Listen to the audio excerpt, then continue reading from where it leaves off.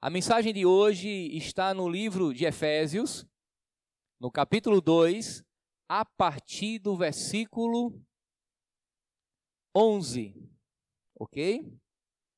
Abra sua Bíblia, portanto, em Efésios, capítulo 2, versículo 11.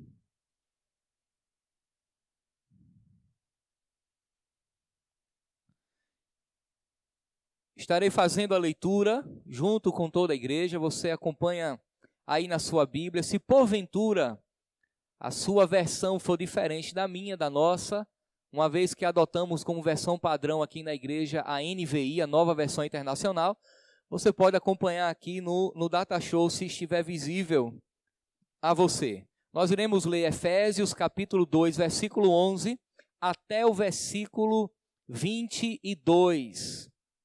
E estaremos meditando sobre o tema A Cruz Reconciliadora de Cristo.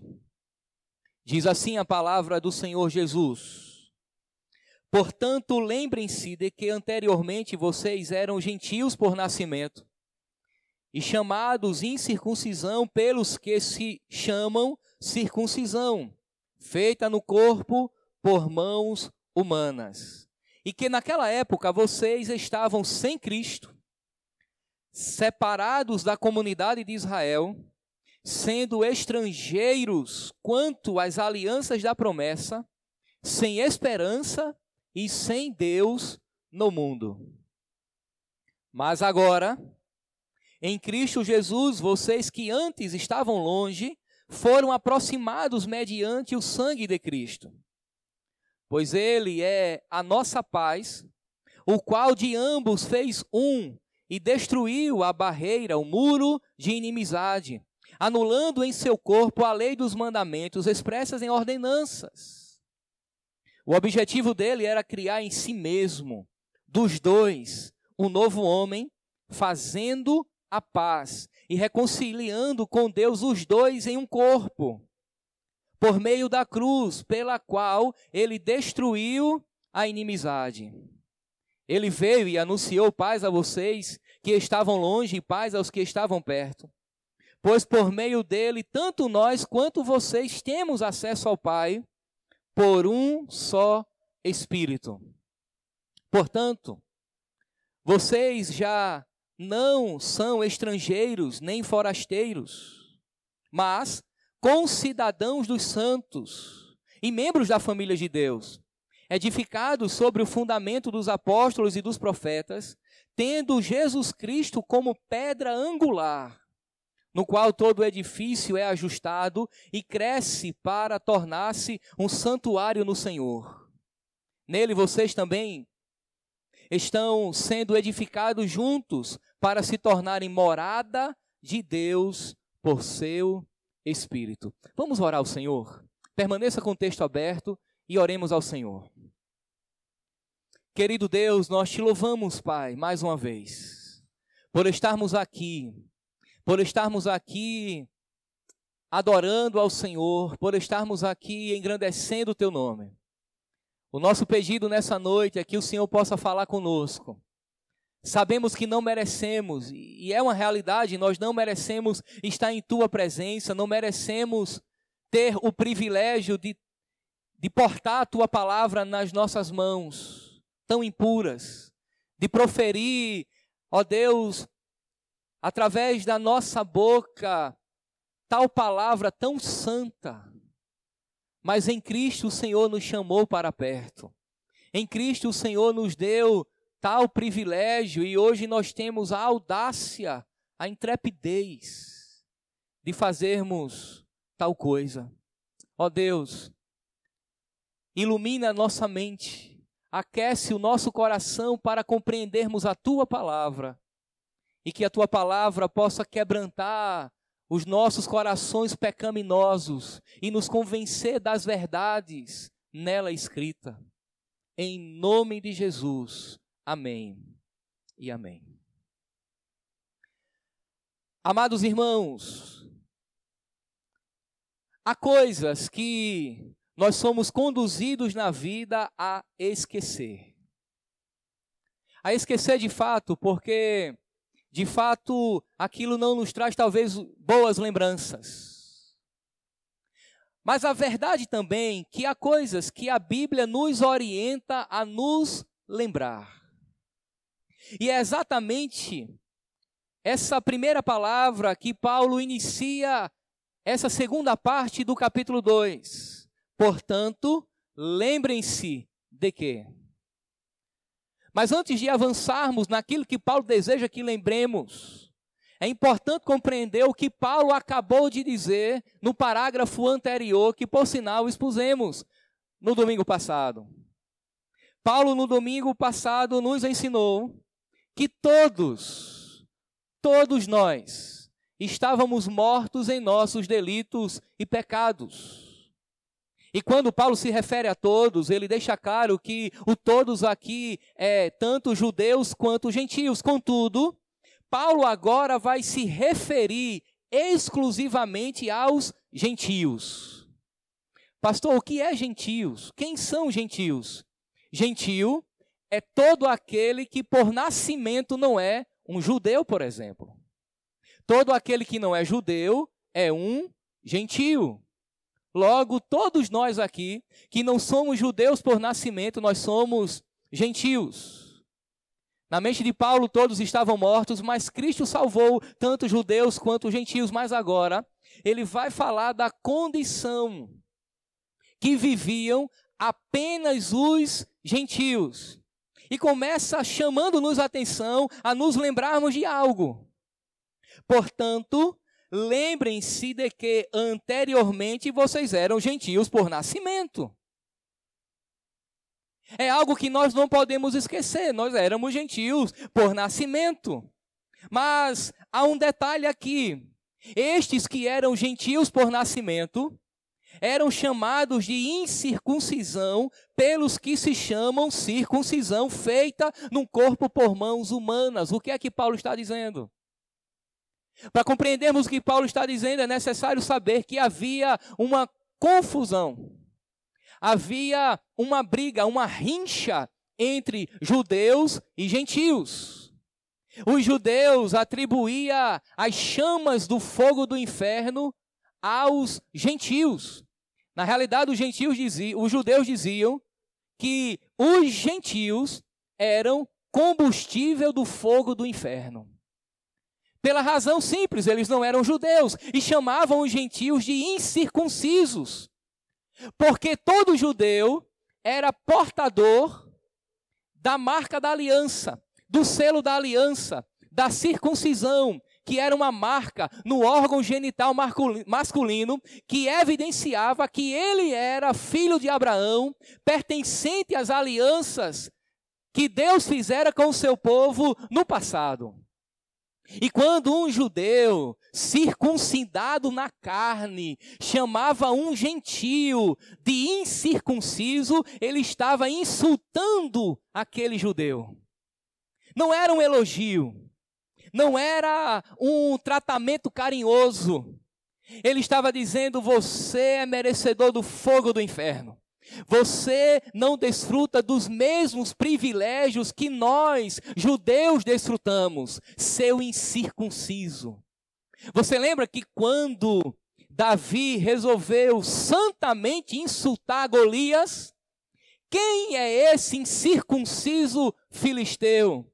Para afrontar o exército do Deus vivo. Davi estava sim insultando Golias. Mas não de maneira pecaminosa, como acontecia nos dias da igreja de Éfeso, que apesar de ter grande parte da igreja formada por gentios, porque a cidade de Éfeso era em sua maioria habitada por gentios, também ali havia alguns judeus. E os judeus tinham problemas com os gentios. Portanto, Paulo diz: lembrem-se quando vocês eram gentios. E aqui, irmãos, eu quero dividir o texto em 3 partes. Primeira delas, os versos 11 e 12, Paulo mostra quem éramos. Lembre-se que vocês eram gentios. Mas não apenas isso, Paulo continua quando diz: e naquela época vocês estavam sem Cristo. Percebe, irmãos, que há um contraste aqui com o texto anterior, ou com o capítulo anterior, que é o capítulo 1.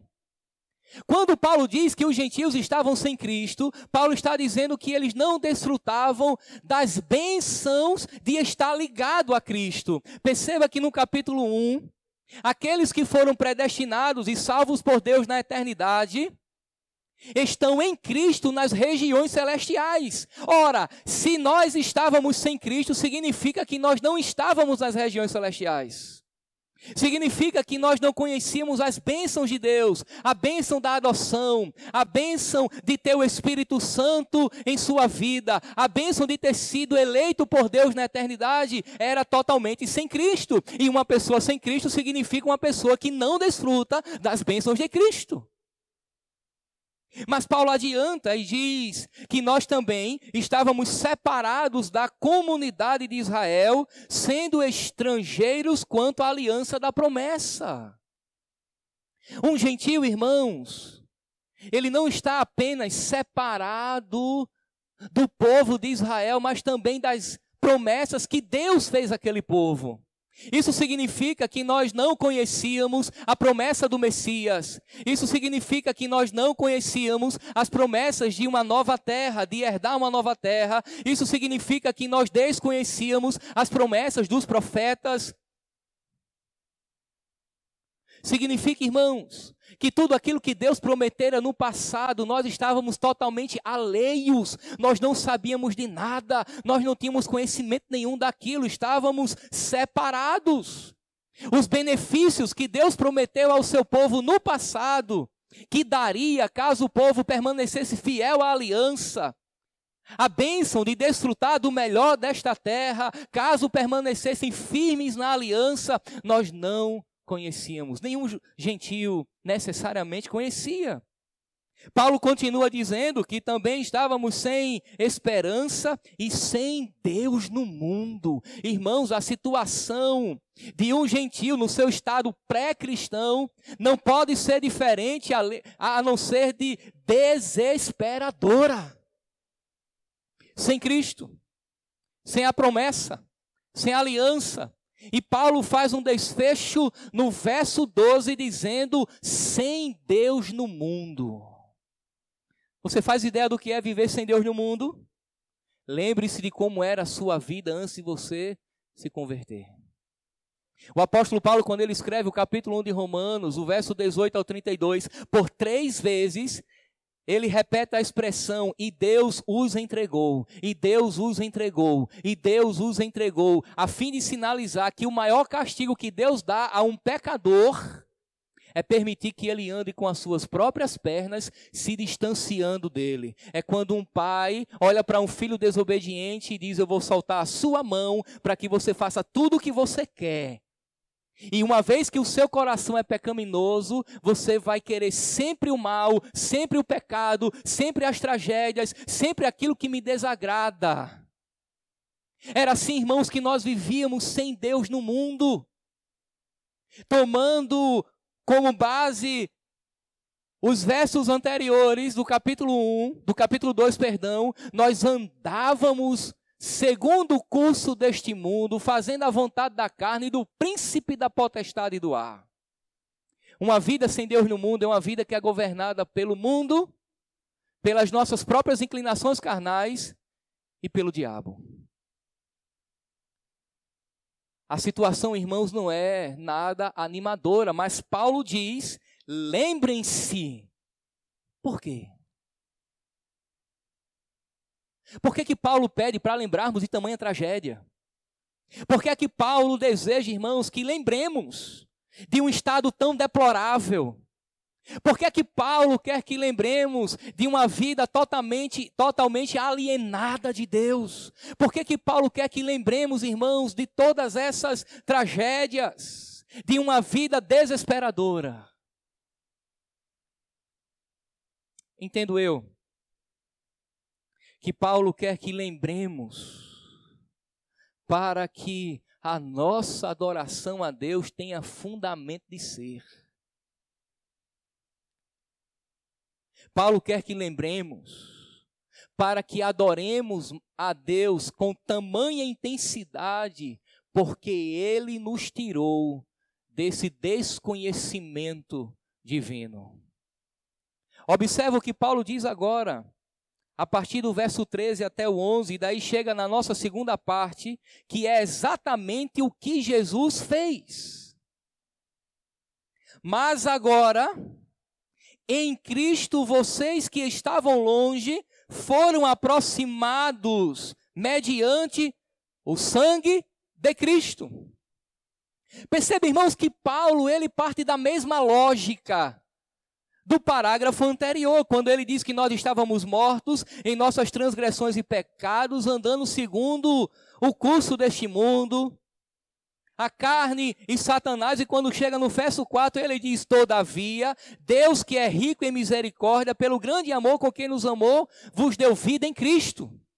Ele apresenta o caos, depois a solução para o caos. Paulo agora, mais uma vez, apresenta o caos que vivíamos e diz: mas agora em Cristo vocês foram aproximados. Eu quero lhe convidar nessa noite, meus irmãos, vocês, nós, que aqui estamos em Cristo, olharmos para trás, percebermos como vivíamos, quem éramos e adorarmos a Deus por quem somos. Adorarmos a Cristo pelo que Ele fez em nossas vidas, através da sua morte. Porque quando o texto diz que nós fomos aproximados mediante o sangue de Cristo, é uma menção ao que aconteceu na cruz do Calvário, porque ali Ele derramou sangue. Ali houve morte de Cristo para que tivéssemos vida. Cristo, irmãos, Ele nos tira da falta do conhecimento que tínhamos de Deus. Perceba uma coisa, nós éramos aqueles que estávamos do lado de fora, mas em Cristo passamos a ser os que estão do lado de dentro. Nós éramos aqueles que não conhecíamos a Deus, mas quando Cristo nos alcançou, Ele nos deu conhecimento de Deus. 3 coisas aqui nos chamam a atenção em relação ao que Cristo fez em nossas vidas. Verso 14, Paulo diz que houve a abolição da lei cerimonial. Acompanhe. Pois Ele é a nossa paz, o qual de ambos fez um e destruiu a barreira, o muro de inimizade. Verso 15. Anulando em seu corpo a lei dos mandamentos expressa em ordenanças. Paulo está dizendo, irmãos, que Jesus, que é o príncipe da paz, Ele destruiu as barreiras. Ele acabou com a inimizade. E daí você já entende que havia uma barreira entre judeus e gentios, havia uma inimizade entre judeus e gentios. E a cruz de Cristo aboliu, acabou com as barreiras, eliminou as querelas, a confusão, formando dos dois um único homem.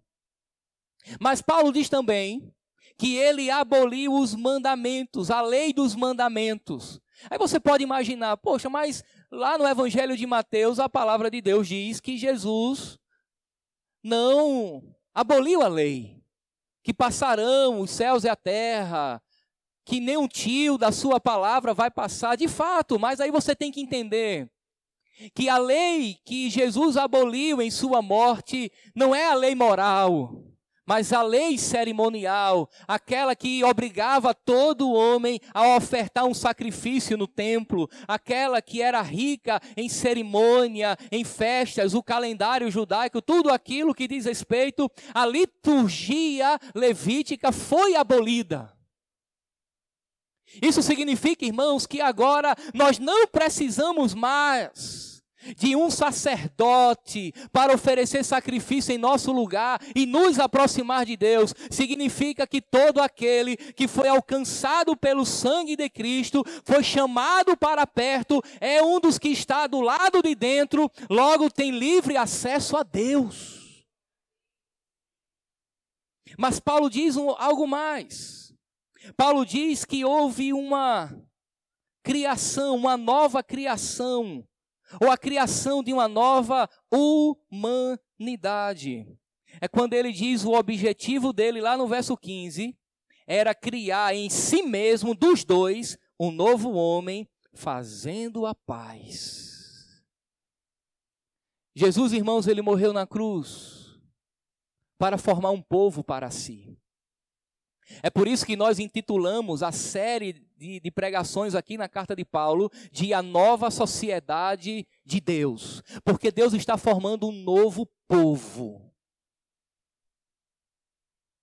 A cruz de Cristo inaugura uma nova criação, a criação de uma nova humanidade, formada por judeus e por gentios. E daí eu quero lhe chamar a atenção aqui ao fato de que nós só somos verdadeiramente humanos em Cristo. Porque Ele está restaurando a nossa humanidade. Ele está restaurando aquilo que o pecado destruiu, aquilo que o pecado agrediu, aquilo que o pecado, irmãos, provocou todas as tragédias. Cristo está formando um novo povo. Mas tem uma outra coisa aqui. É que há reconciliação de povos. Verso 16. E reconciliar com Deus os dois em um corpo, por meio da cruz, para que pela qual ele destruiu a inimizade. Preste bem atenção. A partir do momento que um judeu acreditava que o gentio era combustível do fogo do inferno, havia uma inimizade terrível. Isso fica claro no capítulo 4 do Evangelho de João. João diz que os judeus tinham problemas com os gentios. Por isso que os discípulos se admiram de Jesus estar falando com a mulher e ainda mais samaritana. Para você ter ideia, a coisa era tão absurda, mas era tão absurda que quando um homem judeu, resolvia casar com uma mulher gentia, a comunidade judaica, que representava a família daquele judeu, celebrava um culto fúnebre simbólico declarando a morte daquele indivíduo para a comunidade. E se uma mulher judia resolvesse casar com um homem judeu, o mesmo acontecia. Eles celebravam um culto fúnebre declarando que aquela pessoa morreu. A coisa era muito complicada. Eles não se davam bem de jeito nenhum, mas agora a cruz de Cristo reconcilia. É aos pés da cruz que os povos se unem. É aos pés da cruz que tanto judeus quanto gentios se unem para celebrar um único Deus. Jesus está formando, irmãos, através da cruz, uma comunidade, uma nova humanidade internacional ou multirracial. Muito bem. Temos agora a terceira parte do texto e última, e em seguida eu quero trazer algumas aplicações práticas para as nossas vidas nessa noite.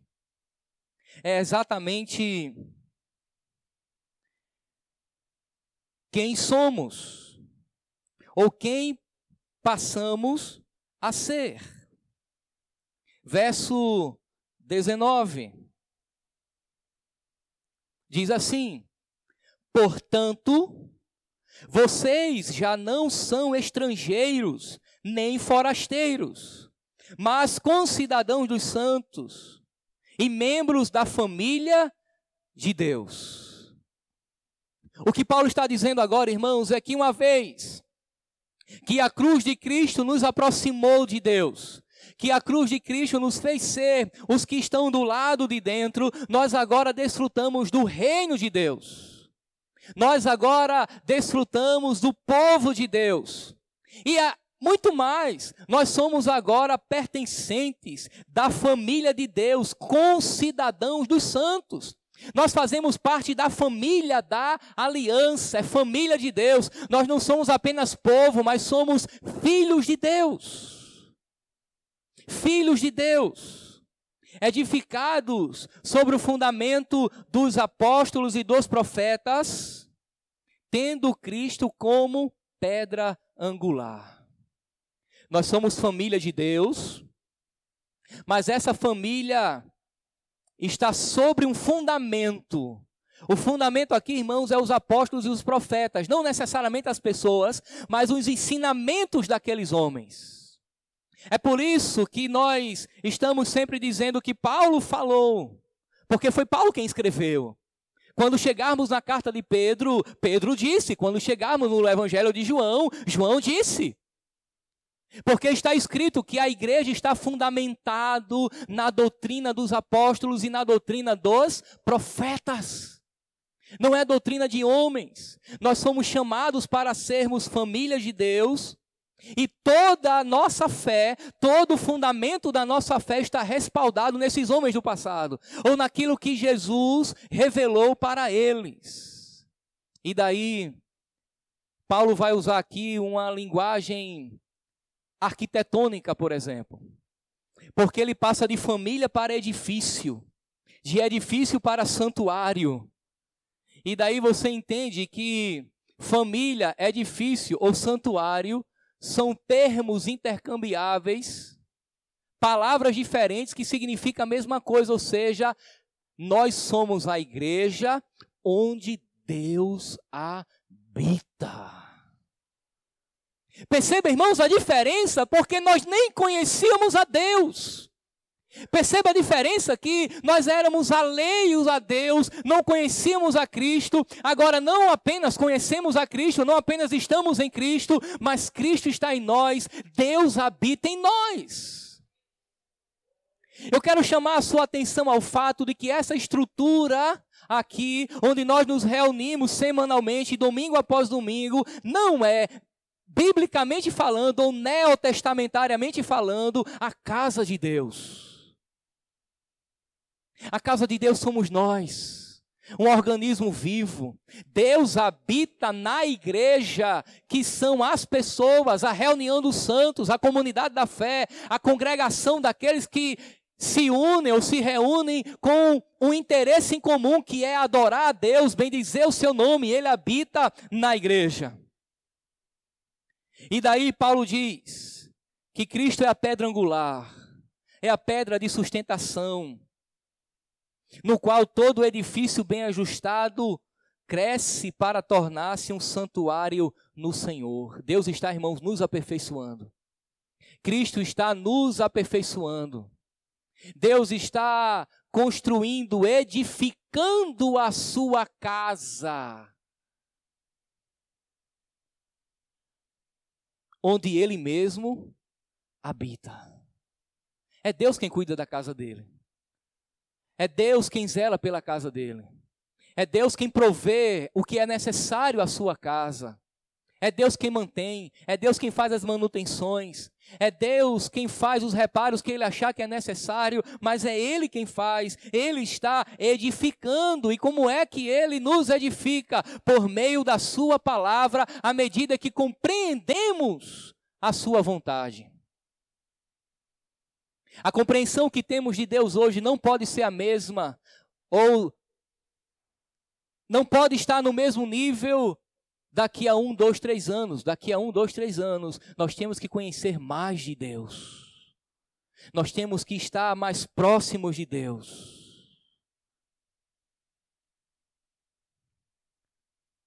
Muito bem. Eu quero trazer algumas aplicações práticas nessa noite, além das que já lhe falei. Primeira aplicação prática é que a morte de Cristo quebra todo preconceito racial. Meus irmãos, é a maior bobagem, é uma sandice um ser humano acreditar que porque ele é branco, ele é maior do que quem é negro, ou quem é afrodescendente, para ser politicamente correto. É a maior loucura um indivíduo achar que é melhor do que o outro, por conta do tom da sua pele. Porque um é asiático, o outro é europeu. Um é africano, o outro é americano. É uma loucura achar que nós somos melhores e nos dividirmos em castas, em famílias nobres e famílias que não são nobres. Perceba que a cruz de Cristo, a morte de Cristo, ela une os povos. E não importa a tonalidade da sua pele, não importa a sua classe social, não importa onde você nasceu, não importa a sua conta bancária, onde você mora. Diante da cruz, todos nós somos iguais. Sabe por quê? Porque todos são pecadores. Portanto, não há razão, irmãos, para eu achar que sou melhor do que você. Não há razão de você achar que é melhor do que eu ou de qualquer um outro irmão aqui. Afinal de contas, nós, diante da cruz de Cristo, somos iguais. A cruz quebra o preconceito racial.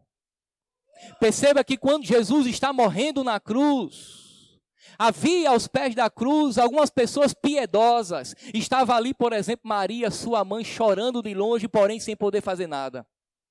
Ao lado dela estava o apóstolo João, ambos judeus.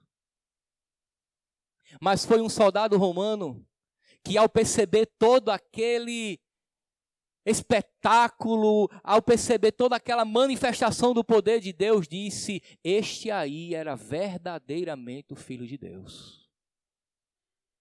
Perceba que no Antigo Testamento, Deus salvou Raabe, que era uma prostituta, Noemi, que era uma moabita, e ambas passaram a fazer parte da árvore genealógica do Senhor Jesus Cristo. Portanto, meus irmãos, não há razões para nos separarmos por castas. Os mais habilidosos, os menos habilidosos. Os que têm cabelo assim, os que têm cabelo assado. Os que têm cabelo e os que não têm cabelo. Mas você percebe que isso é muito entranhado em nós, sabe por quê? Nós temos uma cultura, por exemplo, escravagista. Eu já vi mães de moças crentes dizendo: minha filha, por quê? Ele é pobre. Ele não faz parte da nossa classe. A cor da pele dele ou dela não é igual à nossa. Isso não pode, irmãos, existir dentro da comunidade do reino. Porque no fim das contas, nós somos iguais.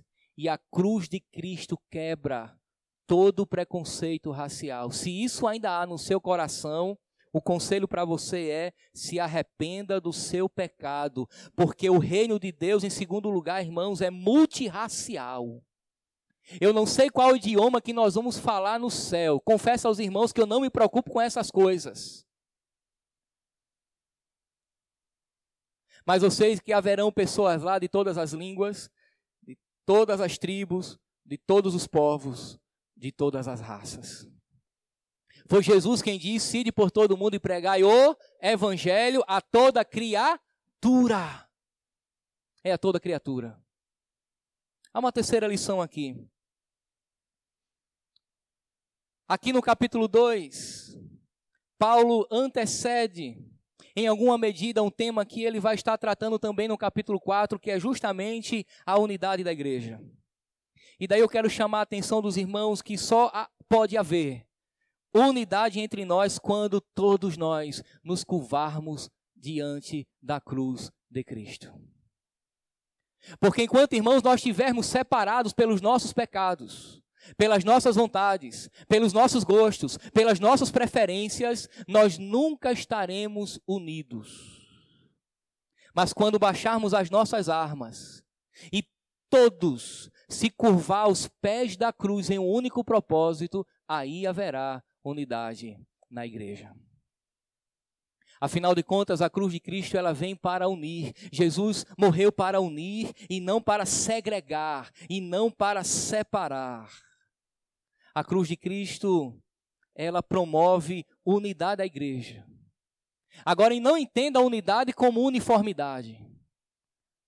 A comunidade dos santos não é uma fábrica de geladeiras, que é produzida em série, que todas saem da mesma marca, no mesmo tamanho e na mesma cor.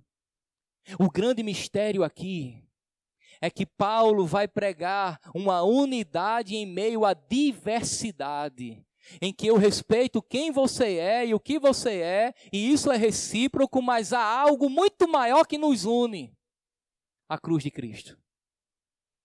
Afinal de contas, irmãos, nós temos muito mais razões para estarmos juntos do que para nos separarmos.